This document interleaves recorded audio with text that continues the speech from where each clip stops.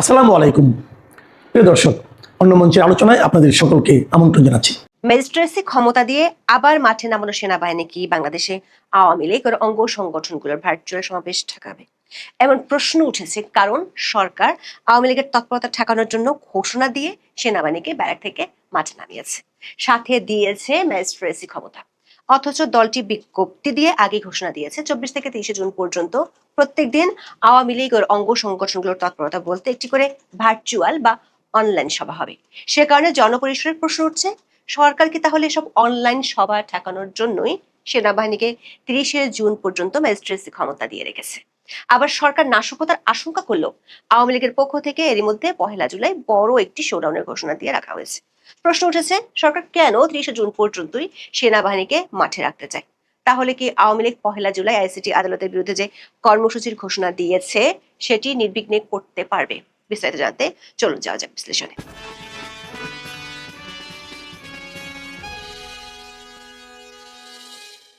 77 বছর পুরনো দল আওয়ামী লীগের প্রতিষ্ঠা বার্ষিকী ছিল 23 জুন। দিনটি উপলক্ষে বাংলাদেশে সরকারি নির্বাহী আদেশে কার্যক্রম নিষিদ্ধ থাকা দলটি মিছিল করা সহ কিছু কর্মসূচির ঘোষণা দিয়েছিল। তার আগে বাংলাদেশের পুলিশ ও সরকার এসব কর্মসূচিকে ঘিরে নাশকতার আশঙ্কা করে ব্যাপক প্রস্তুতি নেয়।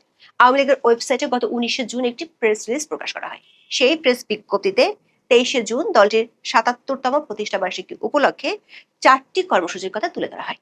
আওয়ামী লীগের পক্ষ থেকে এই বিজ্ঞপ্তি দেওয়ার আগের দিন মানে 18 জুন পুলিশ সদর দপ্তর থেকে বিশেষ সতর্ক বার্তা দেওয়া হয়। ওই সতর্ক বার্তায় বলা হয়েছিল, দেশের বিভিন্ন জেলায় দলীয় কার্যালয়ে পতাকা উত্তোলন ও প্রতিষ্ঠাবার্ষিকীর ব্যানার নিয়ে দলটির নেতা কর্মীরা মিছিল করতে পারে। এর ফলে অন্যান্য রাজনৈতিক দল, বিশেষ করে এনসিপি নেতা কর্মী ও বৈষম্য বিরোধীদের সাথে সংঘর্ষ তৈরির আশঙ্কা আছে। পাশাপাশি আইন শৃঙ্খলা বাহিনীর সদস্যরা আওয়ামী লীগের কর্মকাণ্ডে বাধা দিলে আইন শৃঙ্খলা বাহিনীর উপর ক্ষুব্ধ হতে পারে। এরপর দিন থেকে পুলিশ ব্যাপক ধরপাকড় শুরু করে। শুধু ঢাকা মহানগর পুলিশের পক্ষ থেকে বিজ্ঞপ্তি দিয়ে জানানো হয়েছিল, আওয়ামী লীগের মিছিল ঢাকাতেই 18,000 পুলিশ সদস্য মোতায়েন করা হয়েছে। কিন্তু সরকার পুলিশের উপরও পুরোপুরি আস্থা রাখতে পারেনি। মাত্র 1 সপ্তাহ আগে ব্যারাকে ফিরিয়ে নিয়ে সেনাবাহিনীকে ডাকে সরকার। 3টি জেলা ও 3টি মহানগরীতে সেনা মোতায়েনের জন্য সেনা সদরে চিঠি দেয় সরকার। সেই চিঠিতে বলা হয়, 23 জুন থেকে 30 জুন পর্যন্ত এই 6টি জেলা ও মহানগরীতে সেনাবাহিনী মোতায়েন করা হবে এবং সেই সাথে সেনাবাহিনীকে ম্যাজিস্ট্রেসি ক্ষমতাও দেওয়া হয়েছে। পরে 5 জেলায় বিজিবি মোতায়েনের সিদ্ধান্ত নিয়েছে সরকার। স্বাভাবিকভাবে রাজনৈতিক মহল এবং জনপরিসরে বিষয়টি নিয়ে ব্যাপক আলোচনা হয়। বিশেষ করে অন্তর্বর্তী সরকারের আমল থেকেই বলা হচ্ছিল, সেনাবাহিনীর সিভিল প্রশাসনের দায়িত্ব পালন করতে গিয়ে ক্লান্ত। আবার অতীতে কখনোই বাংলাদেশে কোনো একটি একক রাজনৈতিক দলের কর্মসূচি ঠেকানোর জন্য সরকার কখনোই সেনাবাহিনী মোতায়েন করেনি। সাধারণত একাধিক রাজনৈতিক দলের কর্মসূচিকে ঘিরে পরিস্থিতি আওতার বাইরে চলে গেলে কিংবা জরুরি অবস্থা জারি করা হলে অতীতে সেনাবাহিনী ডাকা হতো। ফলে প্রশ্ন ওঠে, সরকার যেখানে কার্যক্রম নিষিদ্ধ করে রেখেছে, যে দলটির বেশিরভাগ নেতাকর্মী হয় জেলে, না হয় গ্রেপ্তার নির্যাতনের ভয় পালিয়ে বেড়াচ্ছেন, সেখানে সরকারের কাছে কি এমন বার্তা ছিল যে কারণে 15 জুন ব্যারাকে ফেরত পাঠানো সেনাবাহিনীকে আবার ডেকে আনতে হয়েছে? তাও আবার প্রতিষ্ঠা বার্ষিকী 23 জুন হলেও কেন 30 জুন পর্যন্ত সেনাবাহিনীকে ম্যাজিস্ট্রেসি ক্ষমতা দিয়ে মাঠে রাখা হবে? পুলিশ সূত্রে জানা গেছে, গত 22 মাসে আওয়ামী লীগ ও এর সহযোগী সংগঠনের নেতা কর্মী ও সমর্থকদের বিরুদ্ধে 1868টি মামলা হয়েছে। এসব মামলায় আসামির সংখ্যা প্রায় 2,25,000। এর মধ্যে অনেকে একাধিক মামলার আসামিও রয়েছেন। সারা দেশে আওয়ামী লীগ নেতাকর্মীদের বিরুদ্ধে মামলায় অভিযুক্তদের তালিকায় সাবেক প্রধানমন্ত্রী শেখ হাসিনা সহ 23 জন সাবেক মন্ত্রী, 11 জন প্রতিমন্ত্রী উপমন্ত্রী, 66 জন সংসদ সদস্য এবং 8 জন সংরক্ষিত নারী আসনের সাবেক এমপি রয়েছেন। এছাড়া 19 জন আইন শৃঙ্খলা রক্ষাকারী বাহিনীর সদস্য সহ বিভিন্ন পেশার 65 জনকে গ্রেপ্তার করা হয়েছে। এর মধ্যে আরও মামলা করা হয়েছে এবং গ্রেপ্তার চলমান রয়েছে। দুর্নীতি দমন কমিশন সূত্রে জানা গেছে, আওয়ামী লীগ নেতাদের বিরুদ্ধে 399টি মামলা দায়ের করা হয়েছে। জুলাই মানবতা বিরোধী অপরাধের অভিযোগে আন্তর্জাতিক অপরাধ ট্রাইব্যুনালে 80টি মামলা দায়ের করা হয়েছে, যেখানে শেখ হাসিনা সহ 463 জনকে আসামি করা হয়েছে। এদের মধ্যে 174 জনকে ইতিমধ্যে গ্রেপ্তার করা হয়েছে, পলাতক আছেন 288 জন। এমন অবস্থায় আওয়ামী লীগের তৎপরতায় পরিস্থিতির এমন কি অবনতি হলো যে সেনাদের নতুন করে নামাতে হলো? প্রথমে দেখে আসি, আওয়ামী লীগ গত 19 জুন যে প্রেস বিজ্ঞপ্তি দিয়েছিল সেখানে কি কি কর্মসূচির কথা বলা আছে। আওয়ামী লীগের প্রেস রিলিজটিতে দেখা যাচ্ছে দলটি 23শে জুন উপলক্ষে 4টি কর্মসূচির কথা বলেছিল। এগুলো ছিল ধানমন্ডি 32 নম্বর ঐতিহাসিক বঙ্গবন্ধু ভবন প্রাঙ্গণে শ্রদ্ধা নিবেদন, বর্ণিক কবরস্থানে 15ই আগস্টে নিহত ও 3রা নভেম্বর জেল হত্যা দিবসে নিহত শহীদদের প্রতি শ্রদ্ধা নিবেদন এবং দোয়া মোনাজাত। এছাড়া টুঙ্গিপাড়ায় জাতির পিতার সমাধিতে শ্রদ্ধা নিবেদন এবং কমপ্লেক্স মসজিদ ও সারা দেশের সকল মসজিদে বাদ জোহর, দোয়া মাহফিল এবং সারা দেশে ধর্মীয় উপাসনালয়গুলোতে বিশেষ প্রার্থনা ও দুস্থদের মাঝে খাদ্য বিতরণ।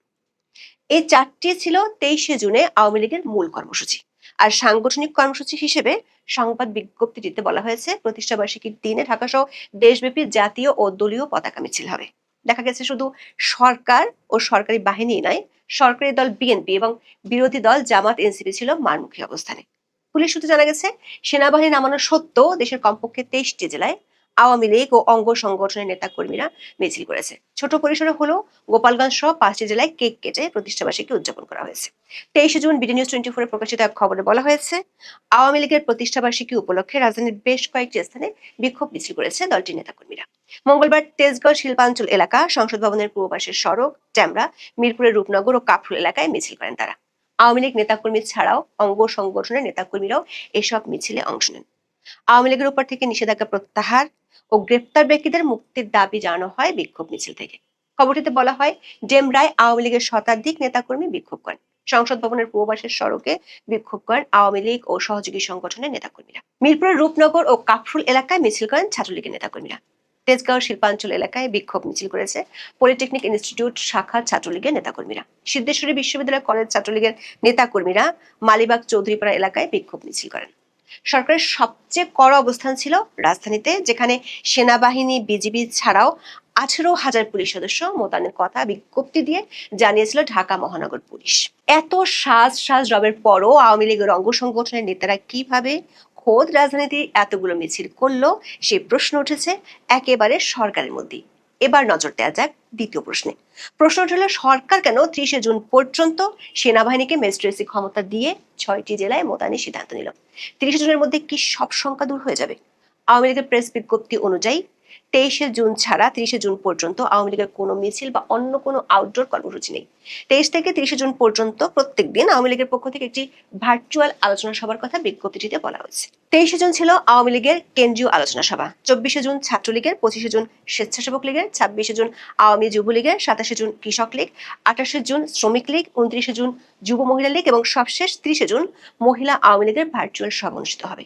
প্রশ্ন উঠেছে, সরকার কি আওয়ামী লীগ ও অঙ্গ সংগঠনগুলোর ভার্চুয়াল সভা ঠেকানোর জন্যই সেনাবাহিনীকে ম্যাজিস্ট্রেসি ক্ষমতা দিয়ে মাঠে নামিয়েছে? বিস্ময়ের ব্যাপার হলো, আওয়ামী লীগের পক্ষ থেকে বড় একটি কর্মসূচি ঘোষণা করা হয়েছে 1 জুলাইকে ঘিরে। ওই দিন বাংলাদেশের সাবেক প্রধানমন্ত্রী ও আওয়ামী লীগ সভানেত্রী শেখ হাসিনার বিরুদ্ধে আইসিটি আদালতের দেওয়ার রায় এবং আইসিটি আদালত বাতিলের দাবিতে দেশব্যাপী বিক্ষোভ ও প্রতিবাদ সমাবেশের ডাক দিয়েছে দলটি। 19শে জুন দেওয়া প্রেস বিজ্ঞপ্তিতে অন্য কর্মসূচির সাথে 1 জুলাই কর্মসূচি ডাকা হয়েছে। তাহলে আওয়ামী লীগ 1 জুলাই বড় কর্মসূচি ডাকা সত্ত্বেও কেন সেনাবাহিনীকে 30শে জুন পর্যন্ত মাঠে রাখার সিদ্ধান্ত নিয়েছে বাংলাদেশ সরকার? আওয়ামী লীগের একাধিক সূত্র বলছে, 1 জুলাই দলটি বড় ধরনের শোডাউন করতে চায়। তাহলে কি সরকার ওই দিন নাশকতার আশঙ্কা করছে না? দর্শক, অন্তর্বর্তী শাসনামলেও মাঝে মাঝে রাজপথে লীগের উপস্থিতি জানান দেওয়ার ঘোষণা আসতো। দিল্লিতে অবস্থানরত শেখ হাসিনা এখনো দলে তার অবস্থান ধরে রেখেছেন। তিনি পরিচালনা করছেন মাঠে ফিরে আসতে উৎসাহী কর্মীদের। অন্তর্বর্তী সরকার আমল থেকে আওয়ামী লীগ যতগুলো মিছিল করেছে তাতে কোথাও সহিংসতার কোনো খবর পাওয়া যায়নি। আওয়ামী লীগ সক্রিয় মূলত অনলাইনে, তাহলে সরকার কেন সেনা ও বিজিবি মোতায়েনে গেল, সে প্রশ্ন উঠছে। আওয়ামী লীগের প্রতি বর্তমান বিএনপি সরকার দৃশ্যত অন্তর্বর্তী শাসনামলের দৃষ্টিভঙ্গি বজায় রেখেছে। যদিও নির্বাচনের পর অনেকের ধারণা ছিল নির্বাচিত সরকার কোনো না কোনোভাবে আওয়ামী লীগের উপর নিষেধাজ্ঞা তুলে নেবে। উল্টো দলটির তৎপরতা ঠেকাতে পুলিশের পাশাপাশি সেনা মোতায়েনে বোঝা গেল সরকারের মনোভাব কঠোর। কিন্তু দেশীয় থেকে আন্তর্জাতিক মিডিয়াতে স্বরাষ্ট্রমন্ত্রী সালাউদ্দিন আহমেদের বরাত দিয়ে খবর প্রকাশিত হয়েছে, আওয়ামী লীগের তৎপরতা ঠেকাতে সরকার সেনাবাহিনী নামিয়েছে। একটি গণতান্ত্রিক সরকার একটি রাজনৈতিক দলের, যে দলটির কার্যক্রমের উপর নিষেধাজ্ঞা আছে, যে দলটির নেতাদের মাথার উপর হাজারো মামলার খড়গ ঝুলছে, সেই দলটিকে ঠেকাতে সেনাবাহিনী মোতায়েন করার কারণে প্রশ্ন উঠছে, তাহলে কি দলটি এতটাই শক্তিশালী যে তাকে স্বাভাবিক প্রক্রিয়ায় ঠেকানো যাচ্ছে না? এই প্রশ্ন বড় হয়ে দেখা দিচ্ছে, কারণ সেনাবাহিনীর পক্ষ থেকে বারবার বলা হচ্ছিল অন্তর্বর্তী শাসনামলের টানা দায়িত্ব পালন করে সেনাবাহিনী ক্লান্ত। আবার সেনাবাহিনীর মূল দায়িত্ব দেশ রক্ষার। আইন শৃঙ্খলা রক্ষায় তাদের প্রশিক্ষিতও করা হয়নি। এই অবস্থায় পুনরায় সেনাদের মাঠে আনার সিদ্ধান্ত নিয়ে নানা মহলে প্রশ্ন ওঠাটাই স্বাভাবিক। আবার প্রতিনিয়ত সন্ত্রাসীরা পুলিশ আর র্যাবের উপর হামলা চালাচ্ছে। অন্তর্বর্তী সরকারের আমলের তুলনায় পুলিশের উপর হামলার চিত্র কমেনি। প্রশ্ন উঠেছে, বাংলাদেশের রাজনীতির সংস্কৃতি বহু আগেই তুঙ্গে উঠেছে এবং সংস্কৃতিটা তুঙ্গে উঠেছে কোন দিকে, পজিটিভ দিকে নাকি নেগেটিভ দিকে, সেটা অনেকে ভাবতে পারেন যে সেটা একটা গবেষণার ব্যাপার হতে পারে, কিন্তু আমার কাছে মনে হয় যে সেটা গবেষণা করার বিন্দুমাত্র কোনো প্রয়োজন নেই। একজন পাগলেও বোঝে বাংলাদেশের রাজনৈতিক সংস্কৃতি কোন দিকে ধাবিত হয়েছে। এবং সেই রাজনৈতিক সংস্কৃতিটা যতটা ভয়ঙ্কর ছিল 2024-এর শেখ হাসিনা পতনের আগে পর্যন্ত, তার আগে আওয়ামী লীগের আগে বিএনপি, তার আগে আওয়ামী লীগ, তার আগে বিএনপি এবং তারও আগে স্বৈরাচার এরশাদ সরকার, এই সময়গুলোতে রাজনৈতিক সংস্কৃতি যেমন ছিল সেই সংস্কৃতিটাকে হঠাৎ করে প্রফেসর ইউনূসের মনে হয়েছে যে অন্তত 100 গুণ সেই কালচারটাকে বাড়িয়ে দিতে হবে। এখন তিনি পজিটিভ দিকে সেটা বাড়ালেন নাকি নেগেটিভ দিকে বাড়ালেন সেটা আপনারা খুব ভালোভাবে জানেন। বাংলাদেশের সেই রাজনৈতিক সংস্কৃতিতে এবার একটা দারুণ কথা আমরা শুনতে পেলাম, সেটাও জাতীয় সংসদে। জাতীয় সংসদে অসাধারণ এইসব শব্দ চয়নের কথা হবে, অসাধারণ রাজনৈতিক এই কালচারের কথাগুলো আমরা শুনবো। সেই কারণেই তো জাতীয় সংসদে জনগণের ট্যাক্সের টাকা খরচ করা হয়, লক্ষ লক্ষ কোটি কোটি টাকা। জাতীয় সংসদে বিএনপির একজন সংসদ সদস্য, যিনি সংরক্ষিত মহিলা আসনের এমপি, তিনি শেখ হাসিনাকে ধরে এনে ইলেকট্রিক শক দেওয়ার কথা বললেন। কি অসাধারণ একটা ব্যাপার না? এই রাজনৈতিক সংস্কৃতিটা তো বাংলাদেশে দরকার। আজকে আপনি শেখ হাসিনাকে শক দেবেন, কালকে আপনাকে আরেকজন শক দেবে, পরশুদিন আরেকজনকে আরেকজন শক দেবে। এই রাজনৈতিক কালচারটা খুব দরকার এবং বাংলাদেশের রাজনীতির কালচারে এটাও খুব দরকার যে নারী ব্যাপারে কথা বলার সময়ও মুখের কোনো ধরনের কোনো লাগামের প্রয়োজন নেই। শুধুমাত্র রাজনৈতিক বিরোধিতার কারণে আমরা যে কোনো কথা বলতে পারি, যে কোনো থিওরি সামনে আনতে পারি। চলুন একটু জাতীয় সংসদে যাই, এই মজার ব্যাপারটা একটু জেনে দেখি যে শেখ হাসিনাকে কোন থিওরিতে ইলেকট্রিক শক দেবেন তিনি। সরাসরি দাঁড় করিয়ে রেখে কারেন্টের সকেটের মধ্যে তার চালিয়ে দিয়ে তার গায়ে মানে ঠেসে ধরবেন, নাকি মানে একটা কারেন্টের খুঁটিতে তার ঝুলে আছে যে তারে হাত দিলেই মানে বিদ্যুৎ স্পর্শ অনুভূত হয়, সেরকম একটা তার নিচ দিয়ে রেখে তার উপরে শেখ হাসিনাকে শুইয়ে দেবেন, নাকি কি করবেন, কোন থিওরিতে আসলে তিনি এগোতে চান, সেই আলোচনা করে বোঝার চেষ্টা করব এবং বাংলাদেশের রাজনৈতিক কালচারটা অনুধাবন করার চেষ্টা করব। এই ভিডিওতে থাকবেন পলিটিক্স টিভির নিয়মিত আয়োজনে।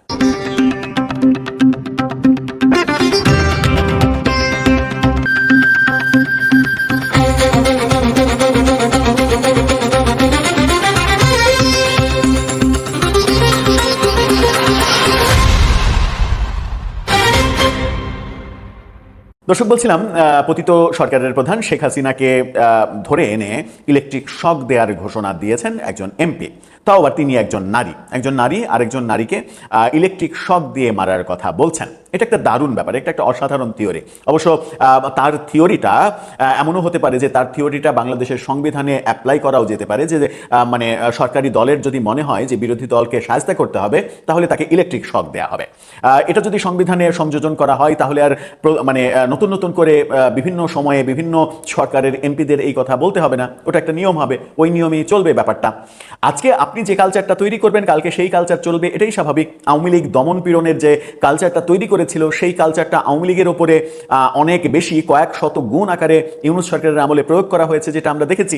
এবং সেটা তো তাদেরই মানে এক ধরনের কর্মের ফল। হ্যাঁ, বলতে পারে যে আওয়ামী লীগ 1% করেছে, ইউনূস সরকার 100% করেছে, সেটা বলা যেতে পারে হয়তো, কিন্তু করেছে তো।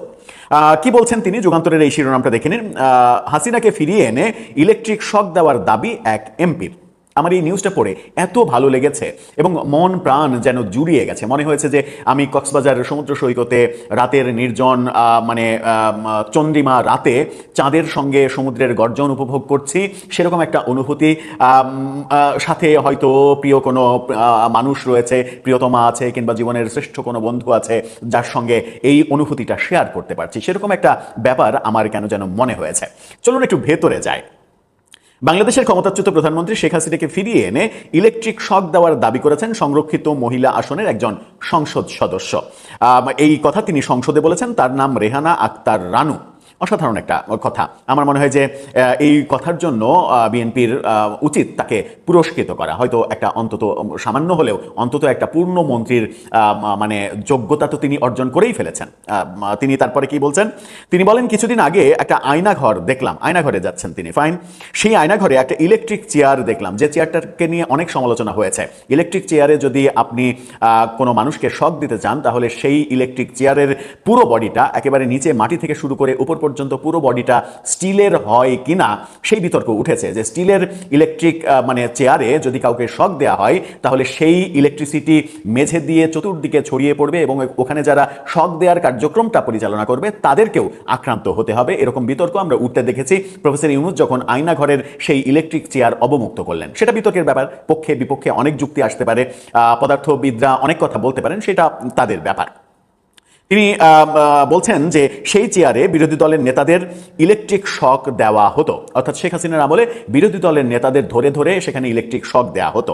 আমার দাবি শেখ হাসিনাকে ফিরিয়ে এনে ওই চেয়ারে বসাইয়া শোয়াইয়া শেখ হাসিনাকে ইলেকট্রিক শক দিতে হবে মাননীয় স্পিকার, বসাইয়া দিতে হবে, শোয়াইয়াও দিতে হবে। শোয়াতে হলে অবশ্য চেয়ারের যে মানে কাস্টমাইজ সাইজ, সেই সাইজটা পরিবর্তন করতে হবে, কারণ এরকম একটা চেয়ারে তো শোয়া যায় না। তো শুতে হলে পেছনের যে হেলানের জায়গাটা, সেই হেলানের জায়গাটা ভাঙার বন্দোবস্ত থাকতে হবে, এরকম একটা ফোল্ডিং চেয়ার হতে হবে যে এই পেছনের অংশটা ভেঙে দিল, ওটা একটা বিছানা হয়ে গেল, তারপরে শেখ হাসিনাকে তার উপরে শুয়ে দেওয়া হলো, শুয়ে দেওয়ার পরে আরামে তাকে ইলেকট্রিক শক দেওয়া হলো। এটা একটা দারুণ বন্দোবস্ত যে ইলেকট্রিক শক দেওয়া হচ্ছে কিন্তু তাকে শোয়ার সুযোগটা দেওয়া হচ্ছে। একটা মানবিক ব্যাপারও কিন্তু তিনি ভেবেছেন, মানবিক চিন্তাটা তার মাথায় রয়েছে যে একজন মানুষকে শুধুই বসিয়ে বসে ইলেকট্রিক শক দেব, তাকে একটু শোয়ার সুযোগও আমরা দিতে পারি, এই দয়াটা করতে পারি। এছাড়া বিরোধী দলের আরেকটি বিপ্লব ও আন্দোলনের জন্য জনগণকে আহ্বানের কথা উল্লেখ করে তিনি সতর্ক করেছেন। এই জায়গায় এসে তার মনের ভিতরে এক ধরনের ভীতির কথা আমরা জানতে পাচ্ছি, এক ধরনের ভয়ের কথা বুঝতে পারছি। সেই ভয়টা কি? এই এমপি বলেন, আপনাদের অনৈক্যের কারণে যদি আল্লাহ না করুক, আল্লাহ না করুক, আল্লাহ না করুক, আল্লাহ না করুক তিনি 3 বার বলছেন, আবারও যদি দানব হাসিনা ফিরে আসে, যারা ফেসবুকের প্রোফাইল লাল করেছিলেন জীবনটা কালো করে ছাড়বে।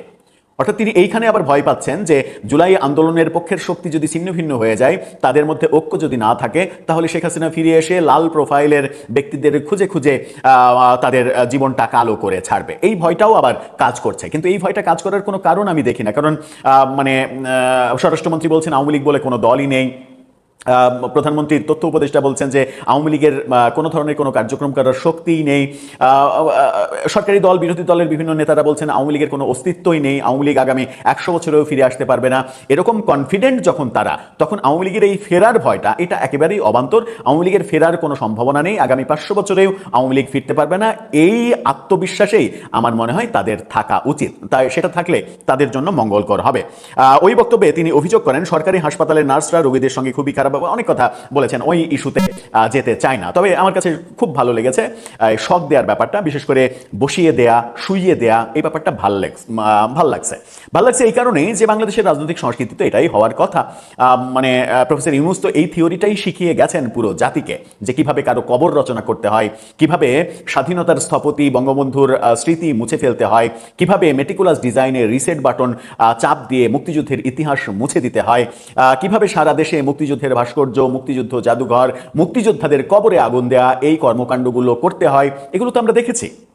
সুতরাং যে রাজনৈতিক সংস্কৃতি তিনি দেখিয়ে গেছেন, মানে তাকে শেখ হাসিনা সরকার যে ভুলটা করেছিল, যে তাকে 6 তলায়, আদালতের 6 তলায় লিফট বন্ধ করে সিঁড়ি দিয়ে উঠতে এবং নামতে বাধ্য করেছিল, সেটা একটা ন্যাক্কারজনক ঘটনা। সেই একটা ঘটনার প্রতিশোধ নিতে তিনি অন্তত 1 লক্ষ ঘটনা ঘটিয়েছেন, দারুণ একটা কালচার তৈরি করেছেন। তার মানে হচ্ছে যে ইনক্লুসিভ পরিবেশের পরিবর্তে একটা প্রতিশোধের কালচার তৈরি করেছেন, কবর রচনা করার কালচার তৈরি করেছেন, এবং কবর রচনা করার থিওরি তিনি সাকরেদদের শিখিয়েছেন। সুতরাং সেই কালচার থেকে আমাদের বের হওয়ার কিন্তু কোনো উপায় নেই। আজকে যদি আপনি মনে করেন যে মানে শেখ হাসিনা খারাপ, অবশ্যই খারাপ, কোনো ডাউট নেই। শেখ হাসিনার সরকার খারাপ কাজ করেছে, অবশ্যই খারাপ কাজ করেছে, ডাউট নেই, মেনে নিলাম, তর্কের খাতিরে না, এমনিই মেনে নিলাম। কিন্তু ব্যাপারটা কি এটা যে তাই বলে আপনি একজন নারী সম্পর্কে এই ধরনের বক্তব্য দেবেন, একজন নারী হয়ে?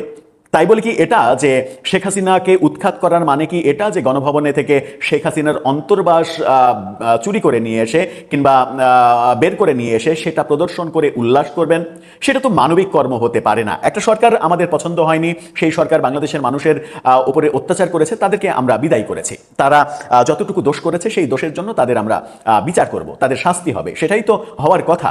কিন্তু যখন একজন এমপি মহান সংসদে দাঁড়িয়ে বলেন যে ধরে এনে ইলেকট্রিক শক বসিয়ে শুইয়ে ইলেকট্রিক শক দিতে হবে এবং বিরোধী দলের নেতাদের সবাইকে এই রকমভাবে ইলেকট্রিক শক দিতে হবে, এই ইলেকট্রিক শকের যে কালচার, সেই কালচার যদি ছড়িয়ে পড়ে, যদি আমি এখন উদাহরণ দিই যে ওই যে আয়নাঘর এবং ইলেকট্রিক চেয়ারের কথা বলা হচ্ছে, এটা যদি সত্যি আওয়ামী লীগের আমলে ঘটে থাকে, তাহলে আওয়ামী লীগ সেই ঘটনা ঘটিয়েছে বলে আজকে আওয়ামী লীগকে ইলেকট্রিক চেয়ারে বসিয়ে শুইয়ে এবং শোয়ার ইলেকট্রিক চেয়ার তৈরি